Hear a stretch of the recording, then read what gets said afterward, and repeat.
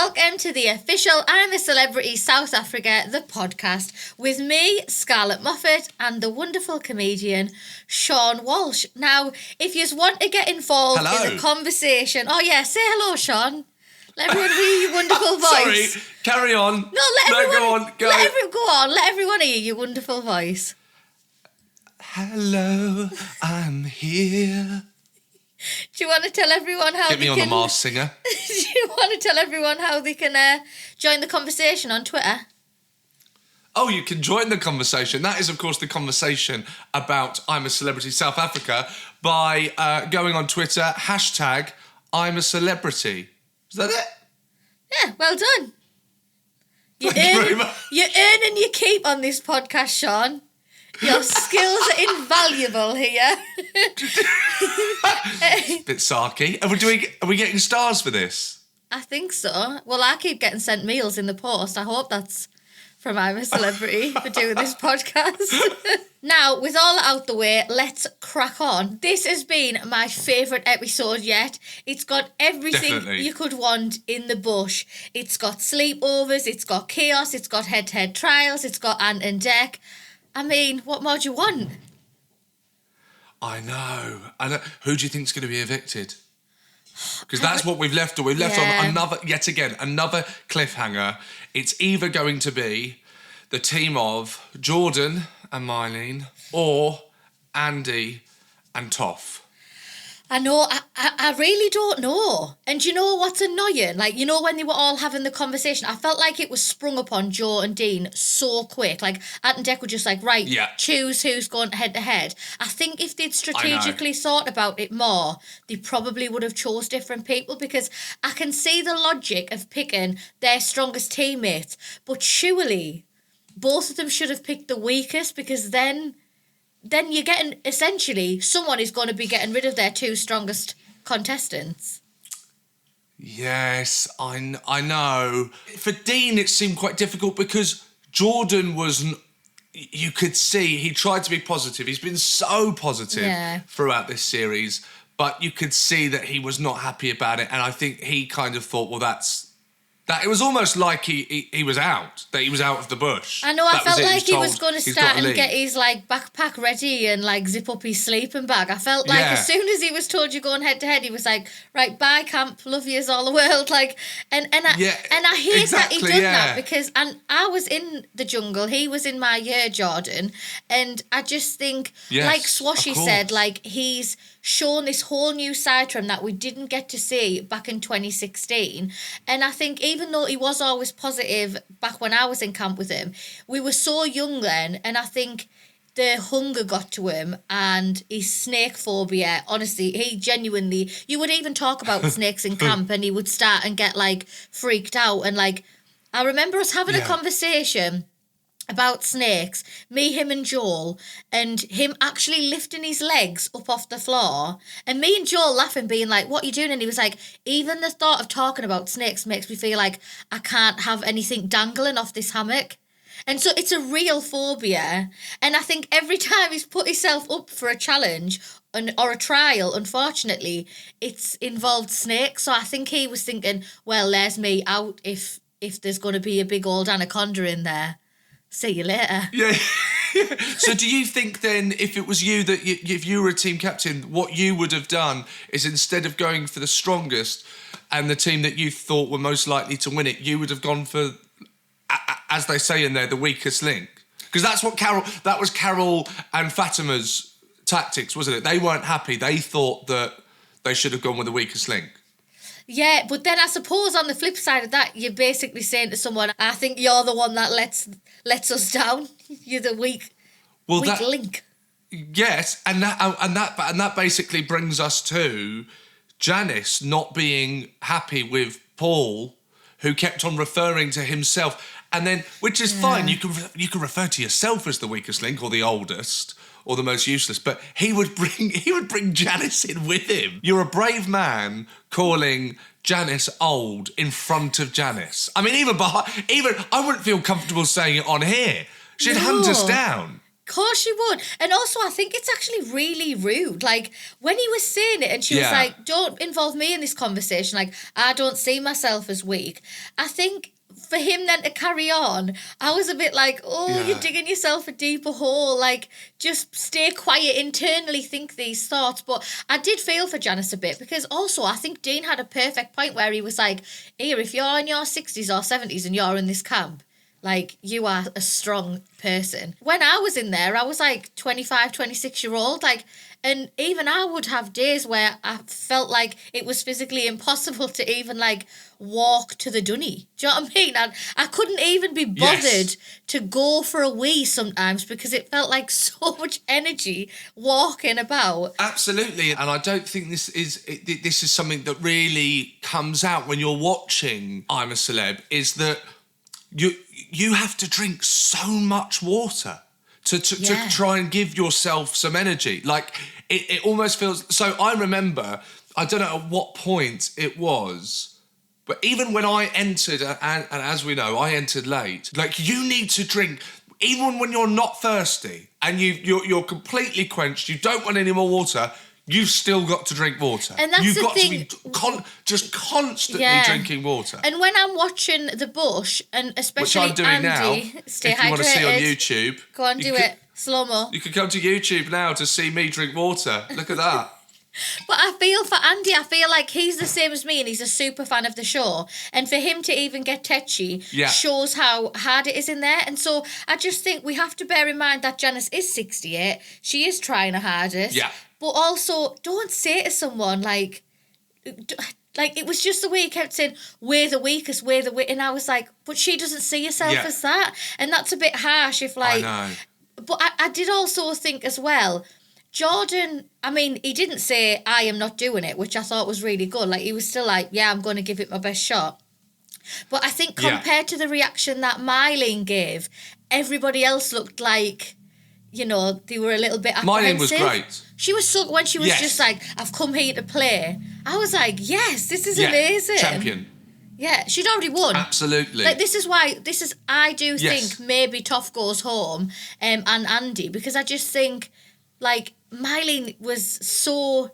Like, she'd already won it before she'd even entered the trial. Yeah. If she leaves the bush, she will have the love of the nation for being that brave and putting herself forward. I mean, I'm glad, I have to say, if it was the weakest link when I was in there, that would have been me. So I would not have wanted that thought process. Because I would have been gone. We need to get rid of the weakest link. Okay, see you later. Thanks for your time. Bye. Off we go. I've actually done, I would say it's nigh on the same trial back in 2016. And I did it against Wayne Bridge. Oh, wow. And it was really hard. Oh my God, because a footballer, an England international. Yeah, and I will say this, that doesn't look that strenuous, but from what I remember, it's actually quite physical because you're having to pull yourself and push yourself back and forth. So not only are you using like lots of energy, physically scraping, looking for the nuggets and like using your arm power, you're also like having to push your own body weight back and forth, like out of the like gold mine and into it. So I feel like Dean's team already have an advantage because they've been eating well at the picnic and having sandwiches and fruit platters. I feel like actually already Toff and Andy are at a little bit of a disadvantage because that will just take a lot of energy out of you. And all they've been eating really is rice and beans. You're right. This is amazing. You're like a proper I'm a Celeb pundit. Like, it's like you've been in there and we're getting to know, and you're talking about the nutritional value of what they've eaten and how it's going to help them with their trials. It's amazing. No, but I did think that watching it. So I don't know. I feel, I think I would say Toff and Andy are probably going to be the ones that go. But who knows? Because the cliffhanger they left us on, Bloomin' Ant and Jack and ITV, they both looked like the scales were going down, and I was like, who is it? And of course, I just a little quick mention for the challenge where we got to watch Helen speak to her family. Hello, baby. Hello? Hi, Mum. Is that are the kids there, Mum? I've got 90 seconds. Mummy, what are you doing? Hello, baby. Are you okay? Yeah, and I was the gymnastics captain. Are you the gymnastics captain? Yeah. That's amazing. Matilda, Mummy's not going to be long. You know I love you so much, don't you? We love you, Mama. We're proud. I love you more than anything. Proud. I love you so much, girls. Mummy, Love you. bye, darling. Love you. Bye. Bye-bye. Bye-bye. Love you.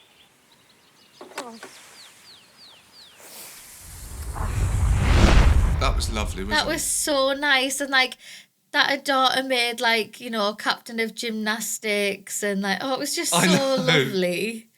Like, do you know what made me laugh? Is when Dean's given that challenge and Phil Tuffers just straight away goes, don't worry about it, not me. I'm all right. I bet his family are going to love that when they watch it Your back. family back home going, hang on. Yeah.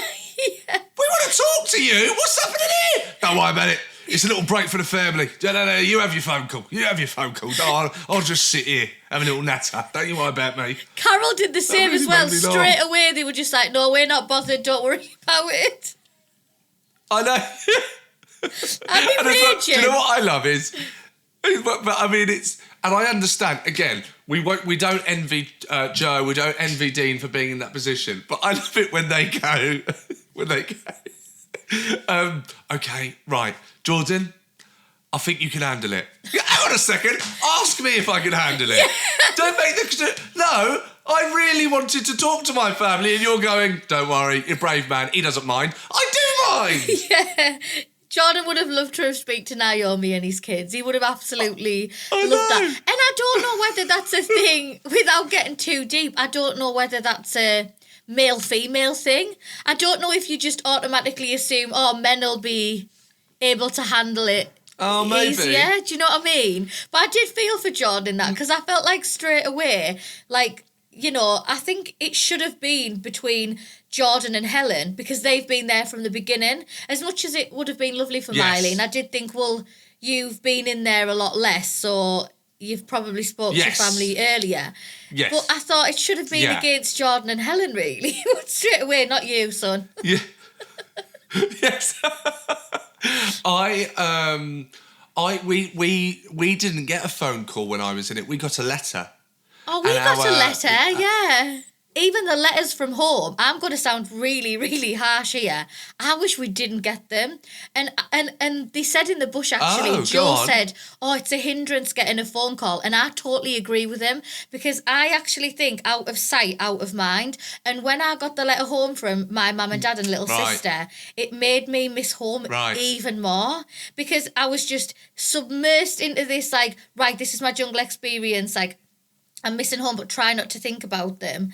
And then, as soon as I heard the words from them, I was like, well, I want to go home now. So I think actually, like Joe was, like Swashy was right when he was like, it's more of a hindrance. You don't want to hear them because it'll make you feel sad. I agree with him in a way. Yeah.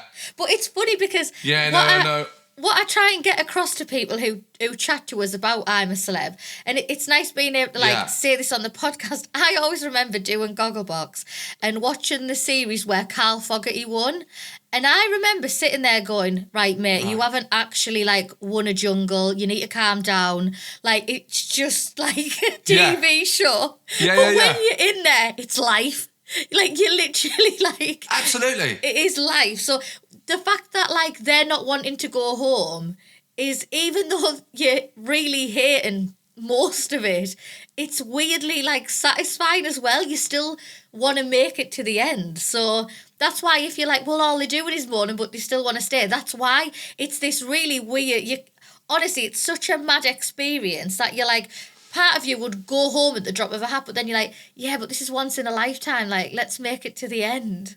Yes. When you're doing the jungle, when you cross that bridge, anything that was challenging or difficult about that experience, anything that was negative, completely leaves you. Yeah, it goes. I'm left with, like, kind of only positive memories. I'd imagine, like, I'm pregnant now, but I'd imagine that's what childbirth's like. Like, I am comparing childbirth to I'm a Celebrity. What's it?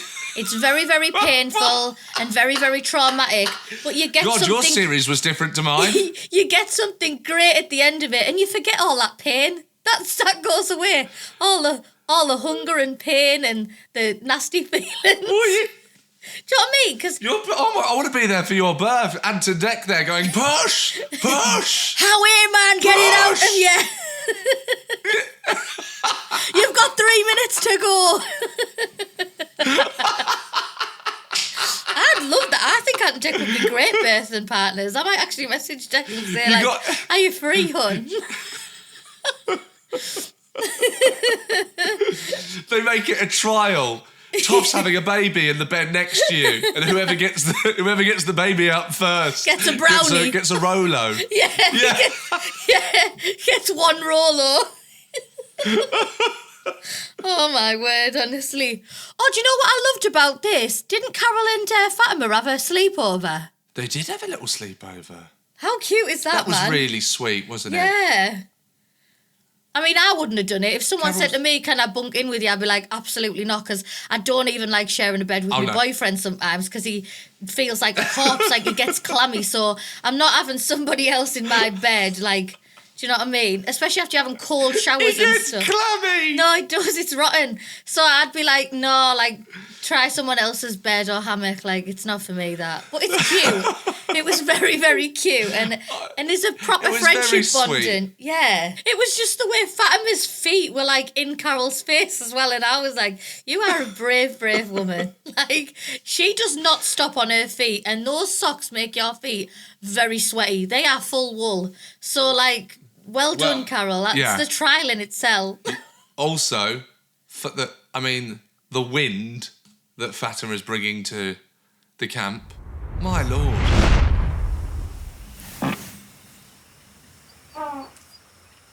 I've had a bit of a problem the last couple of days with the rice and beans. They make me very windy, so I'm doing a lot of farting. Fatima, you farted on me? Touche. I woke myself up with my own fart. I think maybe Olympians do fart differently, because I actually rewound it, because I was like, surely, like, ITV have edited that in. You rewound for a fart? Yeah, I rewound for Fatima's fart, because I was like, that's got to be a first. It actually had pitch. Like, if you didn't know what that was... VAR on a fart. Yeah. Let's go back and just make sure that was... Yeah, that was a big one. Yeah, look at that. There was a four trees in the background blowing. Fatima's really let off there. It was unbelievable. You said there was a higher pitch. Like, it was very pitchy. Do you know what I mean? Like, it was... It was honestly that's a skill. She could go on Britain's Got Talent. I know she's got many other talents, but I reckon she could, like, make a tune out of her farts, because it was unreal. All I kept thinking as well is, imagine if it was her that had Gillian McKeith's contraband pants on. And they were all eating, like... Oh, my God. Oh, my Lord. What an image. They'd be on fire. It's so disgusting. She would have cooked the food by mistake. Yeah. Look at that. Well, that was a brand new egg, but look, fried now. Scrambled egg. Talking about people... And, people going over their career. I found it very, very funny, right? when Joe said that... Oh, poor Joe. I know what you're going to say. But when they're talking about Dean and Joe, how many times have you been on EastEnders? Oh, yeah, Dean's going, yeah, I've been back 5 times. Joe, what about you? Oh, how did you get... there was a phrase, I can't remember what it was, but it's like... It's not sacked, is it? But it's like your written exit. Off. Yeah, when you get written off your exit. Yeah. He goes, I didn't even get a duff. I didn't even get a duff. That was it, duff. I didn't even get a duff. I left halfway through the episode. I just went to Norwich. I just got a train to Norwich. I didn't even get a duff. I was in it for 5 years. I didn't get one duff. They call it the duff.